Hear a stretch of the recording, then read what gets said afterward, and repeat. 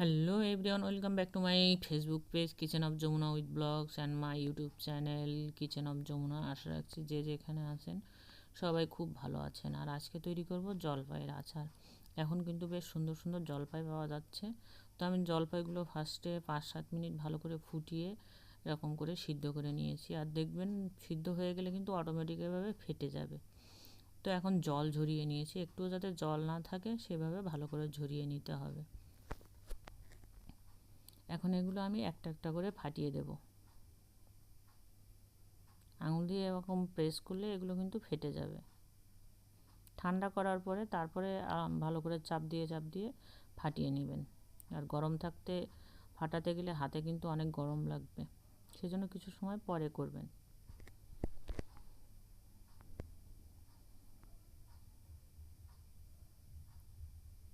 তো বন্ধুরা, আমি এভাবে ফাটিয়ে নিয়েছি আর এখন একটা প্লেটে ট্রান্সফার করে নিয়েছি। দিয়ে দিচ্ছি স্বাদ অনুসারে লবণ আর দিয়ে দিচ্ছি হলুদ।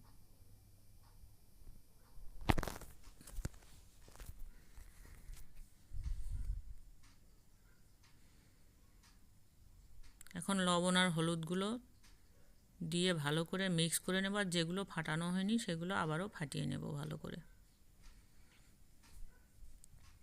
করে ফাটিয়ে নিলে কি হবে, এর ভিতরে সবগুলো মশলা ঢুকবে, সেক্ষেত্রে কিন্তু আচারটা খেতে ভালো লাগবে। আর যদি ফাটিয়ে দেওয়া না হয়, আস্ত থাকে, তাহলে ভিতরে ভালো মশলা ঢুকবে না আর আচারটা খেতে ভালো লাগবে না। তো সবগুলো ফাটিয়ে দিয়ে আমি রোদ্রে দিয়ে রেখেছি। বেশ 3 ঘন্টার মতো আমি রোদ্দুরে দিয়ে রেখেছি। আমার রান্নাঘরেই রোদ্দুর আসে, সেখানেই দিয়েছি আমি প্লেটটা। সরিষার তেল দিয়েছি। এখন এতে দিয়ে দিলাম 4টা শুকনো ঝাল। একটু ভেজে নিচ্ছি।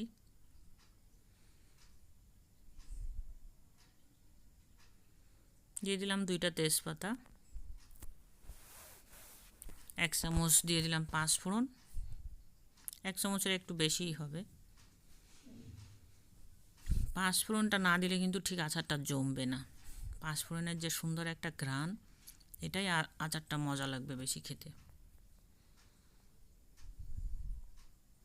তো ভালো করে ভেজে নিয়েছি। যখন সুন্দর একটা ঘ্রাণ ছাড়বে তখন এর সাথে আমি শুকনো ঝালের গুঁড়া অ্যাড করে দেবো। তবে ঝালটা আপনারা কমিয়ে বাড়িয়ে দিতে পারেন, যে যেরকম পছন্দ করেন সেই অনুযায়ী দিবেন।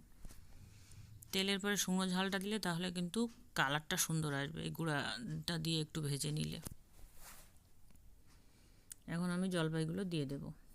3 ঘন্টা রোদ্দুরে দেওয়ার পরে দিচ্ছি, তাহলেই কিন্তু এটা খুব ভালো থাকবে।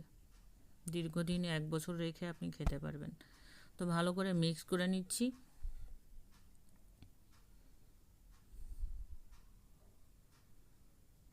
জলপাইয়ের আচার পছন্দ করে না এমন মানুষ খুব কম বন্ধুরা। এভাবে করে দেখবেন, সবাই খেতে ভালো লাগবে সবারই। তো এখন আমার স্বাদ অনুসারে আমি বড় বাটির 1 বাটি চিনি অ্যাড করে দিচ্ছি। আপনারা চাইলে এখানে 1 বাটি গুড়ও দিতে পারেন, আখের গুড় যেগুলো পাওয়া যায়, তাহলে কালারটা আরও বেশি ভালো আসে কিন্তু। এখন খুব ভালো করে মিক্স করে দিচ্ছি এবং এই পর্যায়ে ঘন ঘন নাড়াচাড়া করতে হবে, নিচে যাতে লেগে না যায় সেদিকটা খেয়াল রাখতে হবে। দিয়ে দিচ্ছি ধনিয়া গুঁড়া।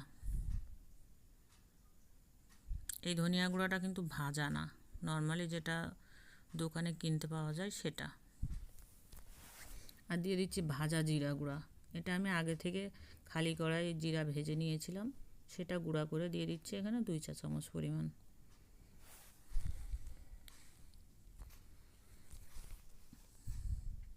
ভালো করে মশলাটা মিক্স করে নিচ্ছি। আর এই চিনি গলে যাওয়ার পরে যে জল জল ভাবটা হয়ে গিয়েছে, এটা কিন্তু অনেক সময় ধরে মিডিয়াম ফ্লেমে জ্বালিয়ে তারপরে এটা কিন্তু কমিয়ে নিতে হবে। তখন দেখবেন কালারটাও চেঞ্জ হয়ে আসবে আস্তে আস্তে। তো এভাবে আমি প্রায় 8-10 মিনিট ভালো করে জ্বালিয়ে নেব। দেখুন বন্ধুরা, কালার কিন্তু চেঞ্জ হয়ে আসছে।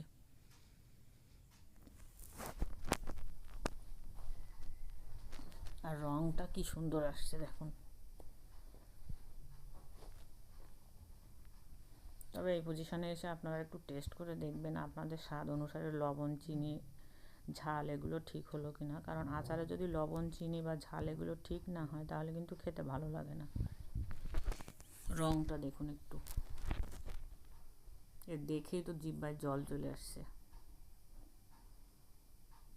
তো যারা এতক্ষণ ধৈর্য ধরে আমার ভিডিওটি দেখলেন তাদের সবাইকে অসংখ্য ধন্যবাদ। সবাই খুব ভালো থাকবেন। ভিডিও ভালো লাগলে অবশ্যই একটা লাইক দিয়ে যাবেন।